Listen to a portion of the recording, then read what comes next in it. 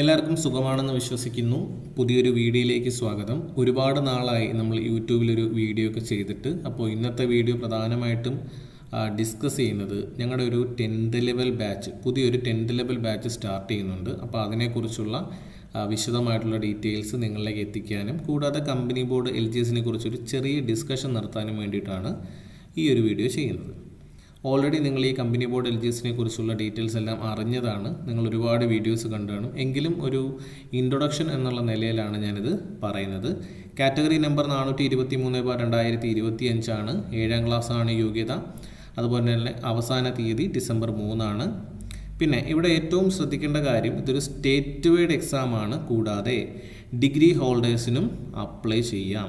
Okay, അപ്പോൾ degree ഹോൾഡേഴ്സിനും apply ചെയ്യാം. അതുപോലെ തന്നെ ഒരു സ്റ്റേറ്റ് വൈഡ് എക്സാമും കൂടി ആയതിനാൽ ഇവിടെ എന്താടേ നിങ്ങൾ പ്രതീക്ഷിക്കേണ്ട ഒരു ഉയർന്ന കോമ്പറ്റീഷൻ തന്നെ ഇവിടെ പ്രതീക്ഷിക്കണം. നല്ലൊരു കോമ്പറ്റീഷനാണ് വരാനിരിക്കുന്നത്. ഓക്കെ, ഇപ്പോൾ നിങ്ങൾ ശ്രദ്ധിച്ച് കാണും, കഴിഞ്ഞ സിവിൽ പോലീസ് ഓഫീസർ അല്ലെങ്കിൽ മറ്റുള്ള പല എക്സാമുകളുടെ റിസൾട്ട് എടുത്താൽ, ഇപ്പോൾ സിവിൽ പോലീസ് ഓഫീസറിൻ്റെ തന്നെ റിസൾട്ട് ഒന്ന് എടുത്ത് നോക്കുക. അപ്പോൾ ഇവിടെ ഒരു 30-35 റേഞ്ചിൽ നിന്ന് കട്ട് ഓഫുകൾ നിലവിലെത്തി നിൽക്കുന്നത് അറൗണ്ട് 60 ആണ്. 60 മാർക്ക് അടുപ്പിച്ചാണ് കട്ട് ഓഫുകൾ വന്ന് നിൽക്കുന്നത്. അപ്പോൾ നിങ്ങൾ വിചാരിക്കും PSC ഉദ്യോഗാർത്ഥികളെ കുറച്ചതല്ല, ഇവിടെ കോമ്പറ്റീഷൻ കൂടിയതാണ്. അത്രയും കോമ്പറ്റീഷനാണ് നമുക്ക് ചുറ്റും നടക്കുന്നെന്നുള്ളൊരു ബോധം നിങ്ങൾക്കുണ്ടായിരിക്കണം. ആ ഒരു ബോധത്തിൽ തന്നെ വേണം ഈ പറയുന്ന കമ്പനി ബോർഡ് LGS പഠിക്കാനായിട്ട്. ഓക്കെ, ഇനി നമുക്ക് കഴിഞ്ഞ കമ്പനി ബോർഡ് LGS, അതായത് കാറ്റഗറി നമ്പർ 609/2021 ഡീറ്റെയിൽസ് ഒന്ന് പരിശോധിക്കാം. അന്ന് പ്രിലിംസ് മെയിൻസ് എന്ന് പറഞ്ഞ 2 ഘട്ടങ്ങളിലായിട്ടാണ് പരീക്ഷ നടത്തിയത്. അതിൽ പ്രിലിംസിൽ 75.5475 ആയിരുന്നു കട്ട് ഓഫ്. ആകെ പ്രിലിംസ് കവർ ചെയ്തത് 57,756 പേരായിരുന്നു. ഓക്കെ, ഇനി മെയിൻസിലേക്ക് വരുമ്പോൾ 76.67 ആയിരുന്നു കട്ട് ഓഫ്. ആ ലിസ്റ്റിൽ ടോട്ടലായിട്ട് ഉൾപ്പെട്ടത് 8,213 പേരും. ആ 8,213 മെയിൻ ലിസ്റ്റിൽ 4,038, സപ്ലിയിൽ 4,055 പേരുമാണ് ഉൾപ്പെട്ടത്. ഈ ഒരു സംഖ്യ നിങ്ങൾ എപ്പോഴും മനസ്സിൽ വയ്ക്കുക. ഓക്കെ, ഇനി നമുക്ക് ഇവിടേക്ക് പോവാം. 2024 ജനുവരി 12 റാങ്ക് ലിസ്റ്റ് നിലവിൽ വരുന്നത്. ഇപ്പോൾ ഏതാണ്ടൊരു 1.5 വർഷത്തിലേറെയായി, 2 വർഷത്തോളം അടുക്കുന്നു. 2,474 അഡ്വൈസുകളാണ് ഇതിനോടകം തന്നെ പോയത്. അപ്പോൾ നിങ്ങൾക്ക് ഇതിൽ നിന്ന് എന്ത് മനസ്സിലാക്കാം? അത്യാവശ്യം തരക്കേടില്ലാത്തൊരു റാങ്ക് മേടിച്ചാൽ ജോലി ഉറപ്പിക്കാൻ പറ്റുന്നൊരു തസ്തികയാണിത്. ഒന്നാമത്തെ കാര്യം. ഇനി ഒരു സർക്കാർ ജോലി ആഗ്രഹിക്കുന്ന ഒരു ഉദ്യോഗാർത്ഥിയാണ് നിങ്ങളെങ്കിൽ ഒരിക്കലും ഈ ചാൻസ് വിട്ടുകളയരുത്. ഇനി ഇതുപോലൊരു ചാൻസ് വരണമെങ്കിൽ 2030 ആവും. ഓക്കെ, അപ്പോൾ ഇതിൻ്റെ ഈ നടക്കുന്ന പരീക്ഷയുടെ റാങ്ക് ലിസ്റ്റ് ഇനി വരണമെങ്കിൽ 2027 ജനുവരിയിലാണ് ഇതിൻ്റെ റാങ്ക് ലിസ്റ്റ് വരിക. നമ്മളിപ്പോൾ ഈ അപേക്ഷിക്കുന്ന കമ്പനി ബോർഡ് LGSൻ്റെ റാങ്ക് ലിസ്റ്റ് വരുന്നത് 2027 ജനുവരിയിലാണ്. ഓക്കെ, അപ്പോൾ 2026 നിങ്ങളുടെ ഒരു നല്ല വർഷമായിരിക്കണം. അതിനുവേണ്ടി എന്ത് വേണം? മാക്സിമം നന്നായിട്ട് വർക്ക് ചെയ്യുക. നമ്മുടെ 10th ലെവൽ ബാച്ച് നവംബർ 10 മുതലാണ് സ്റ്റാർട്ട് ചെയ്യുന്നത്. അപ്പോൾ ഇത് മെയിനായിട്ട് ഫോക്കസ് ചെയ്യുന്നത് കമ്പനി ബോർഡ് LGS, അതുപോലെ തന്നെ beverage LDC, village field assistant മുതലായ 10th ലെവൽ എക്സാംസിന് വേണ്ടിയാണ്. 2026 നമ്മുടെ ടാർഗറ്റ്. അപ്പോൾ 2026 ഒരു ജോലി ഉറപ്പിക്കുക എന്നത് തന്നെയായിരിക്കണം നിങ്ങളുടെ ലക്ഷ്യം എന്ന് പറയുന്നത്. അപ്പോൾ നമ്മുടെ ബാച്ചിൽ ജോയിൻ ചെയ്താലും അല്ലാതെ പഠിക്കുന്നവരായാലും 2026 നിങ്ങൾ ഒരു ജോലി ഉറപ്പിക്കണം. ഓക്കെ, കാര്യം അത്രത്തോളം ഓപ്പർച്യൂണിറ്റീസാണ് നിങ്ങൾക്ക് വരാൻ പോകുന്നത്. നമ്മുടെ ക്ലാസ്സുകൾ നടക്കുന്നത് ടെലിഗ്രാം വഴിയാണ്. ക്ലാസ്സുകൾ കംപ്ലീറ്റ് ആയിട്ട് ടെലിഗ്രാം വഴിയാണ് കണ്ടക്ട് ചെയ്യുന്നത്. നമ്മുടെ ബാച്ചിൽ ജോയിൻ ചെയ്യുന്നതിന് മുൻപായിട്ട് നിങ്ങൾക്കൊരു ഗൂഗിൾ ഫോം തരും. അപ്പോൾ ഈ ഗൂഗിൾ ഫോമിലൂടെ നിങ്ങൾ ഞങ്ങളെ അറിയിക്കേണ്ട ചില കാര്യങ്ങളുണ്ട്. അതായത് ഒന്നാമത്തെ കാര്യം, നിങ്ങൾ പഠിക്കുമ്പോൾ നിങ്ങൾ ഫേസ് ചെയ്യുന്ന പ്രശ്നങ്ങൾ എന്തെല്ലാമാണ്, ഏത് രീതിയിലാണ് പഠിക്കുന്നത്, നിങ്ങൾ അവലംബിക്കുന്ന ഒരു മാതൃക, ഒരു പഠന മാതൃക എന്താണ്, അല്ലെങ്കിൽ ഏത് ടെക്നിക്ക് യൂസ് ചെയ്താണ് പഠിക്കുന്നത്, അപ്പോൾ ഈ പഠന രീതി എങ്ങനെയാണ്, അതിൻ്റെ ഒരു സ്ട്രാറ്റജി എങ്ങനെയാണ്, ഈ സ്ട്രാറ്റജി നിങ്ങൾ ഫോളോ ചെയ്യുമ്പോൾ നിങ്ങൾക്കത് സക്സസ് ആയിട്ട് തോന്നുന്നുണ്ടോ അതോ നെഗറ്റീവായിട്ടാണോ തോന്നുന്നത്, അങ്ങനെ മുതലായ ഒരുപാട് കാര്യങ്ങൾ ഒരു നോർമൽ അല്ലെങ്കിൽ ഒരു ആവറേജ് ഉദ്യോഗാർത്ഥിയെ സംബന്ധിച്ച് അവർ നേരിടുന്ന പ്രശ്നങ്ങൾ എന്തെല്ലാമാണ്, അത് നിങ്ങൾക്കുണ്ടോ എന്ന് ഞങ്ങൾക്ക് അറിയണം. അപ്പോൾ അതുകൊണ്ട് ഞങ്ങളൊരു ഗൂഗിൾ ഫോം നിങ്ങളിലേക്ക് തരുന്നുണ്ട്. ആ ഗൂഗിൾ ഫോം ഫില്ല് ചെയ്ത് തരുമ്പോൾ നിങ്ങളുടെ ഒരുവിധപ്പെട്ട പ്രശ്നങ്ങളെല്ലാം ഞങ്ങൾക്ക് മനസ്സിലാവും. അപ്പോൾ അതനുസരിച്ച് നിങ്ങളെ പരിഗണിക്കാൻ ഞങ്ങൾക്ക് കഴിയുന്നതാണ്. ക്വാളിറ്റി സ്റ്റഡി മെറ്റീരിയൽ, ഈ പറയുന്ന കാര്യത്തിന് നമ്മൾ ഒരു വിട്ടുവീഴ്ചയും ചെയ്യാറില്ല. അതിപ്പോൾ നിങ്ങൾക്ക് നമ്മുടെ മെയിൻ ചാനലായ PSC ക്ലാസ് റൂം പ്ലസിൻ്റെ ചാനലിലെ നോട്ട്സ് എടുത്ത് നോക്കിയാലും അറിയാം. അപ്പോൾ അത് ഫ്രീ ചാനലാണ്. അപ്പോൾ ആ ചാനലിൽ നോട്ട്സ് എടുത്താൽ നിങ്ങൾക്ക് അറിയാൻ പറ്റും നമ്മുടെ ക്വാളിറ്റിക്ക് നമ്മളൊരു കുറവും വരുത്താറില്ല.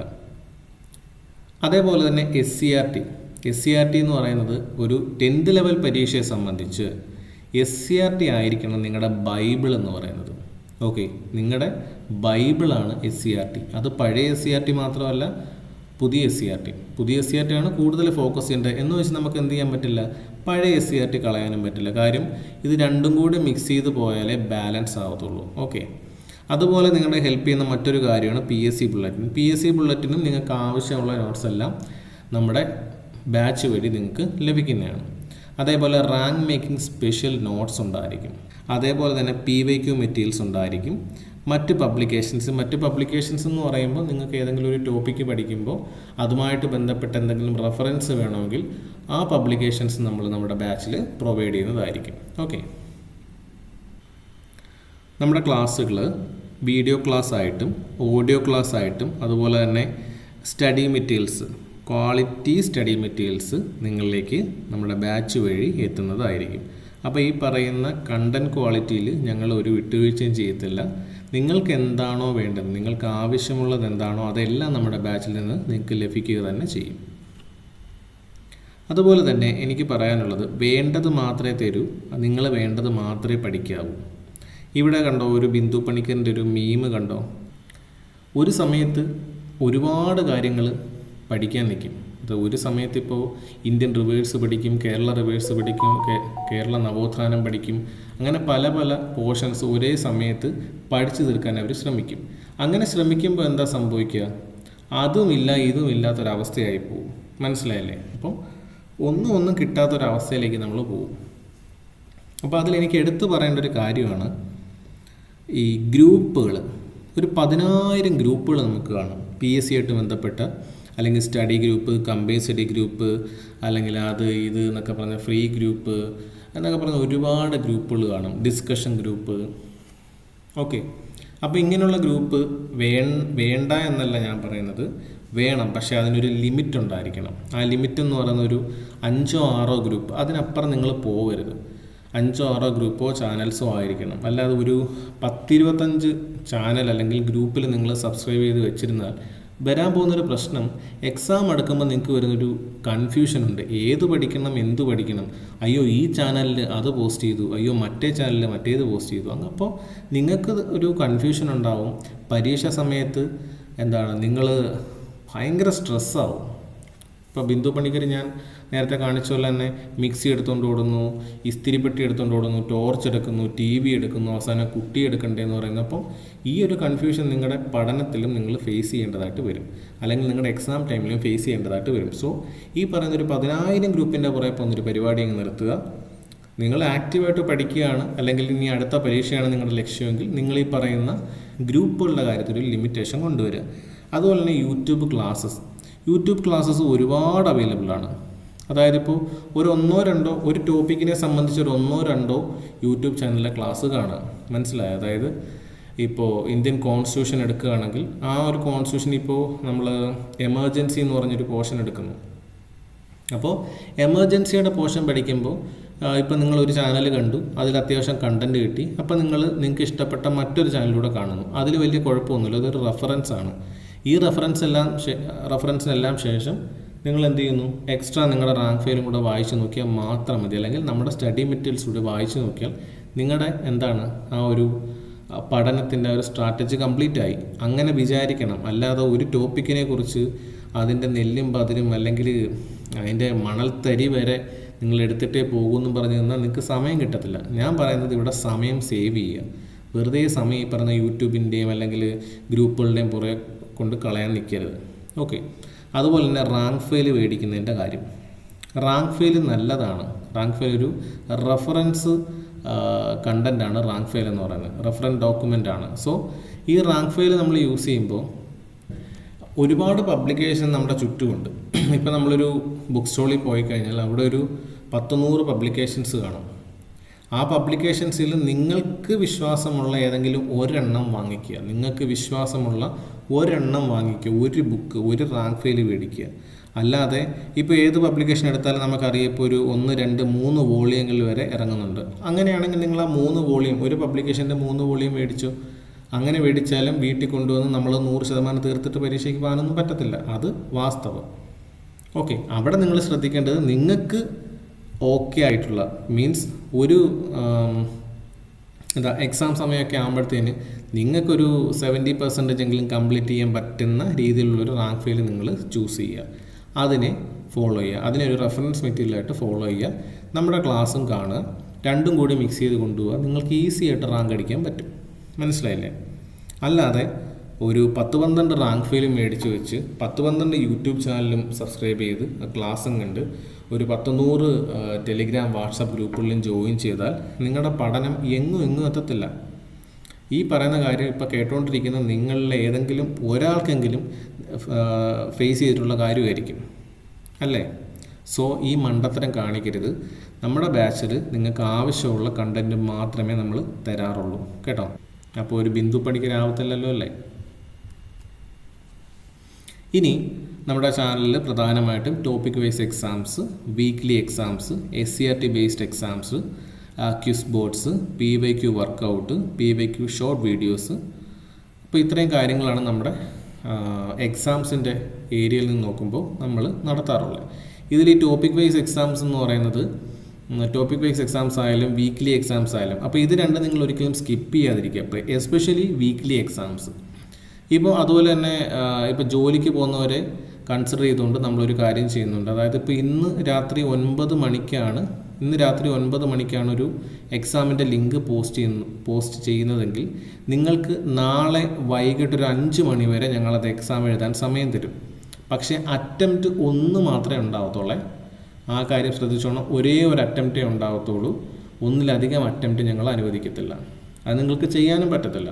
ആ രീതിയിലായിരിക്കും എക്സാം സെറ്റ് ചെയ്യുന്നത്. ഇനി ഏതെങ്കിലും ഒരു എക്സാം എഴുതാൻ കഴിഞ്ഞില്ലെങ്കിൽ എന്ത് ചെയ്യുക? അഡ്മിനോട് പറയുക എന്ത് റീസൺ കൊണ്ടാണ് എക്സാം എഴുതാൻ കഴിയാഞ്ഞത്. സോ അതിൻ്റെ ക്വസ്റ്റ്യൻ പേപ്പറൊന്ന് തരാൻ പറ്റുമോ, അല്ലെങ്കിൽ അതിൻ്റെ ലിങ്ക് ഒന്ന് തരാൻ പറ്റുമോ എന്ന് ചോദിക്കുമ്പോൾ അഡ്മിൻ നിങ്ങൾക്ക് ഇൻഡിവിജ്വലായിട്ട് ആ ലിങ്ക് അയച്ചു തരുന്നതാണ്. ഓക്കെ, ഈ എക്സാംസിനെ കുറിച്ചുള്ള കാര്യങ്ങൾ നിങ്ങൾക്കൊരു കൺഫ്യൂഷനും വേണ്ട. ഇൻ കേസ് എന്തെങ്കിലും കൺഫ്യൂഷൻ ഉണ്ടെങ്കിൽ തന്നെ നമ്മൾ ബാച്ച് സ്റ്റാർട്ട് ചെയ്യുമ്പോൾ നമ്മുടെ ബാച്ചിൽ ഇതെല്ലാം ഡിസ്കസ് ചെയ്തതിന് ശേഷമേ നമ്മൾ പഠനത്തിലോട്ട് കയറത്തുള്ളൂ. ഇനി SCRT ബേസ്ഡ് എക്സാംസും ഇതുപോലെ തന്നെ ആയിരിക്കും. പിന്നെ ക്വിസ് ബോർഡ്സ് ഉണ്ടായിരിക്കും. പിന്നെ ഇതിൽ ഈ പറഞ്ഞ PYQ ഷോർട്ട് വീഡിയോസ് എന്ന് പറയുന്നത് കഴിഞ്ഞ ബാച്ച് ആയിരിക്കും. കഴിഞ്ഞൊരു 4-5 ബാച്ച് കൊണ്ടാണ് നമ്മളിത് സ്റ്റാർട്ട് ചെയ്തത്. അതായത് വളരെ ഷോർട്ട് വീഡിയോസ്, ഒരു 1-2 മിനിറ്റുള്ള ഷോർട്ട് വീഡിയോസ് ചെയ്യും.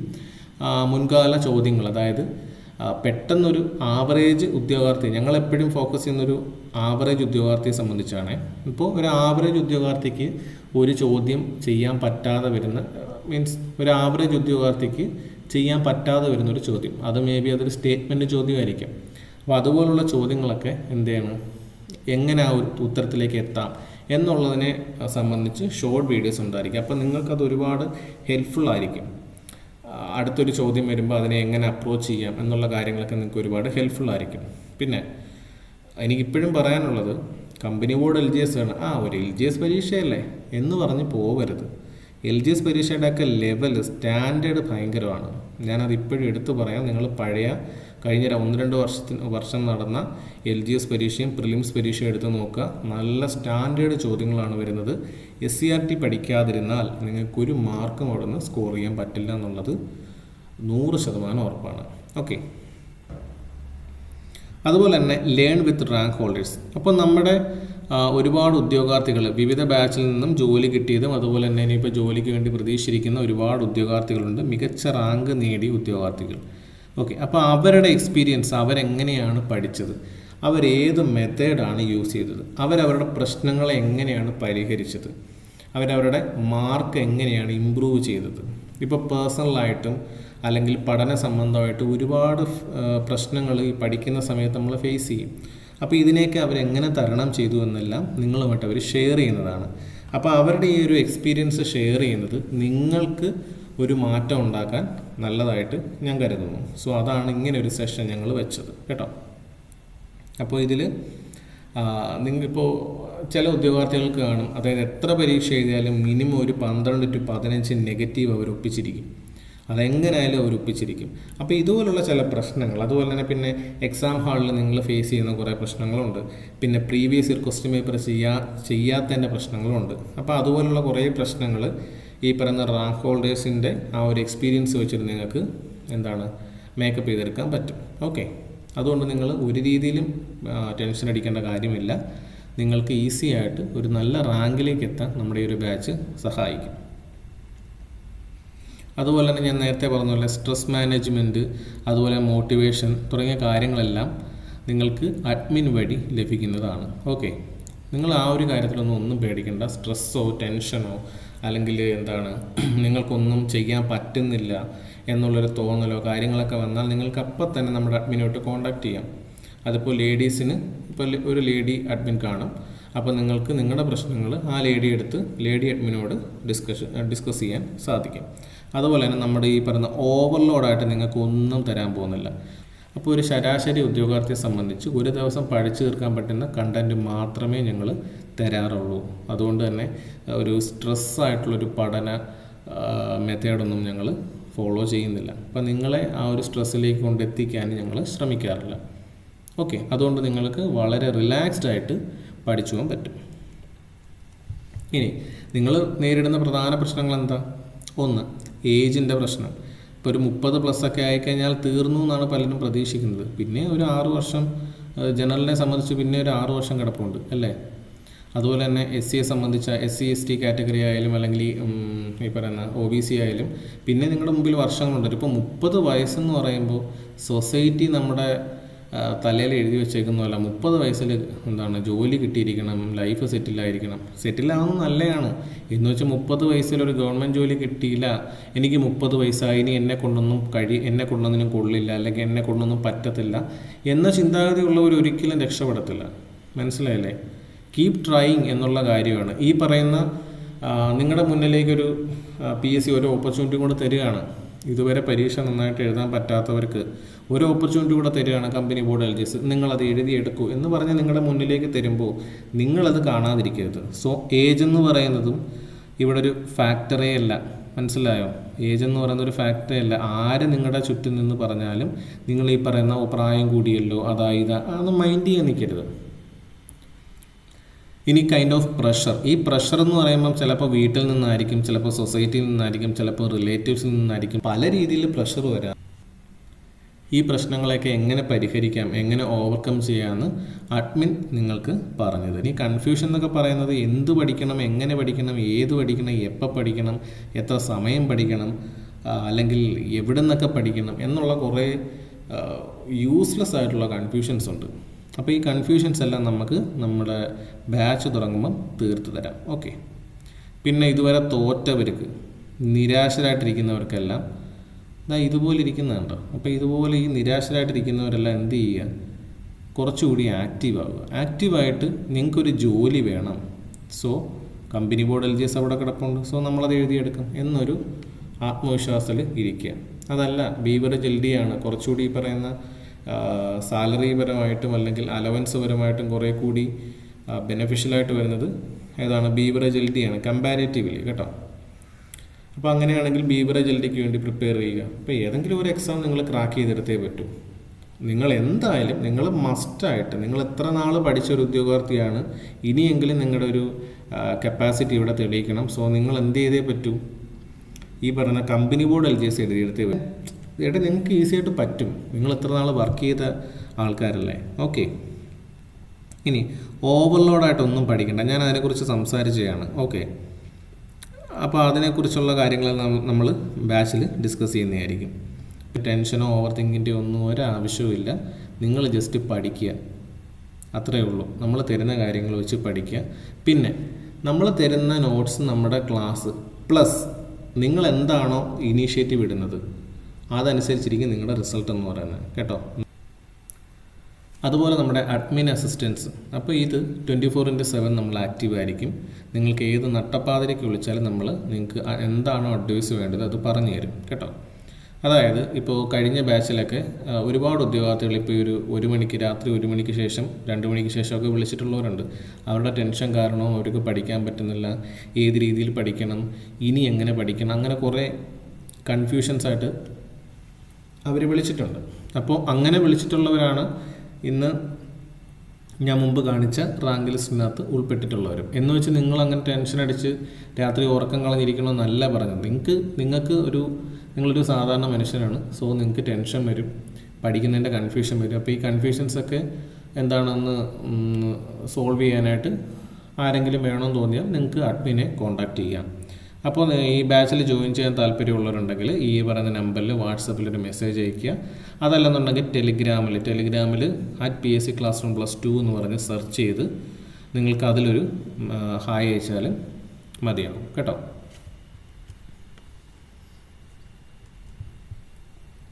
ഇത് നമ്മുടെ കഴിഞ്ഞ ബാച്ചുകളിലെ സ്റ്റുഡൻസിൻ്റെ ഫീഡ്ബാക്സ് ആണ്. സോ നിങ്ങൾക്ക് ജസ്റ്റ് ഒന്ന് വായിച്ചു നോക്കാം. ഇപ്പോൾ നമ്മുടെ ബാച്ചിൻ്റെ ഫീസ് എന്ന് പറയുന്നത് 490 രൂപയാണ്. 490 എന്ന് പറയുമ്പോഴത്തേന് എന്നാണോ നിങ്ങളുടെ പരീക്ഷ അവസാനിക്കുന്നത് അന്ന് വരെ നിങ്ങൾക്ക് നമ്മുടെ ബാച്ചിൽ കണ്ടിന്യൂ ചെയ്യാവുന്നതാണ്. അപ്പോൾ ഈ പരീക്ഷ കഴിഞ്ഞാൽ ഈ ബാച്ച് ഡിലീറ്റ് ചെയ്യുമോ? ഒരിക്കലുമില്ല. ഇനിയിപ്പോൾ എത്ര നാളായാലും നമ്മൾ ഈ ബാച്ചുകളൊന്നും ഡിലീറ്റ് ചെയ്യാറില്ല, നിങ്ങളെ റിമൂവും ചെയ്യാറില്ല. സോ നിങ്ങൾക്ക് ഏത് പരീക്ഷയ്ക്ക് വേണമെങ്കിലും നമ്മുടെ ഈ ബാച്ചുകൾ യൂസ് ചെയ്യാം. അപ്പോൾ എല്ലാവരും നന്നായിട്ട് പഠിക്കുക, ഈ ഒരു ചാൻസ് നിങ്ങൾ കളയാതിരിക്കുക. എല്ലാവർക്കും കമ്പനി ബോർഡ് LGS കിട്ടട്ടെ എന്ന് ആശംസിക്കുന്നു. All the very best.